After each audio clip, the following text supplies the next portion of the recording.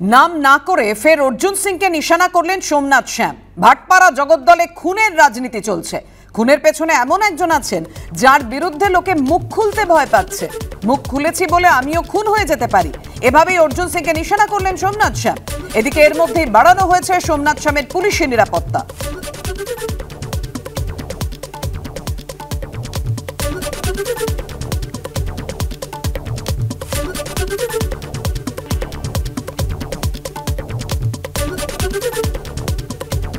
आप लोग जानते हैं हमारे भाटपाड़ा में रोजाना कोई ना कोई झगड़ा होता है, जगदल में रोजाना कोई ना कोई खून होता है, लेकिन ये परिवेश को भी खत्म करना होगा। हमने आवाज उठाया कि हमारा ही एक तृणमूल कांग्रेस का कर्मी का खून हुआ, वहां मैंने देखा कि ये एक ऐसा व्यक्ति के तरफ से ये खून हुआ कि जिसके सामने कोई मुंह खोलने में डर रहा है। मैं बोल रहा हूं मैं पार्टी करता हूं, मेरा भी कल खून हो सकता है, मैं भी कल मर सकता हूं, लेकिन प्रतिवाद करके जाऊंगा और जो सच्चाई है उस मांग को रख के जाऊंगा। अन्याय के विरुद्ध में लड़ूंगा। जो भी अन्याय करेगा, चाहे वो मेरा पार्टी का आदमी हो या कोई हो, मैं वहां प्रतिवाद जरूर करूंगा। কেন এই কথা বললেন সোমনাথ শ্যাম, কি ব্যাখ্যা দিয়েছেন, কি আশঙ্কা করছেন তিনি, দেখুন। বিকি যাদবের খুন নিয়ে আমি প্রশাসনের কাছে দ্বারস্থ হচ্ছি। আমি ধর্মেন্দ্র সিং ধারুয়ার যে গুলি চলেছিল সেটা নিয়ে আমি বলছি যে পুনরায় তদন্ত করার জন্যে।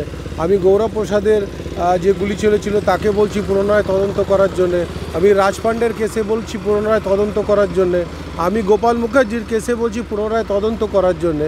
তাহলে আশঙ্কা নিশ্চয়ই হবে যে বিকি যাদবের যদি খুন হতে পারে তাহলে আমার খুন কেন হবে না? আতঙ্ক কেন? আপনারা আশঙ্কা করছেন? আছে কিছু ব্যাপার, সেগুলো সময় মতন নিশ্চয়ই বলা হবে। নিরাপত্তা রক্ষী আছে, সরকার দিয়েছে, প্রশাসন দিয়েছে, আমার সাথে 24 ঘন্টা তারা থাকে। কিন্তু দেখুন, রাজীব গান্ধীরও খুন হয়েছিল নিরাপত্তা রক্ষী থাকা সত্ত্বেও।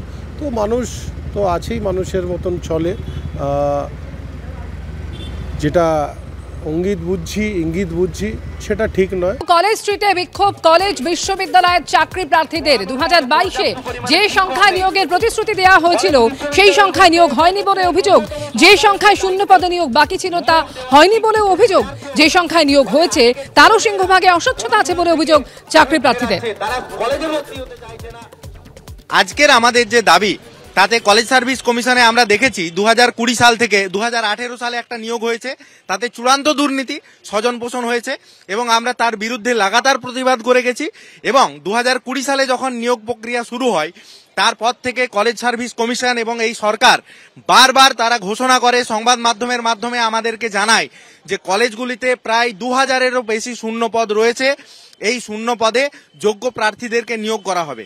অথচ বিগত কয়েক মাস ধরে কলেজ সার্ভিস কমিশনের যে প্যানেল বেরোচ্ছে আমরা সেখানে দেখছি যে মাত্র গুটি কয় সিটে প্রায় 33,000 চাকরি প্রার্থীকে তারা ইন্টারভিউ করেছে। এটা চাকরি প্রার্থীদের সাথে প্রহসন চলছে, এটা তাদের সাথে প্রতারণা চলছে।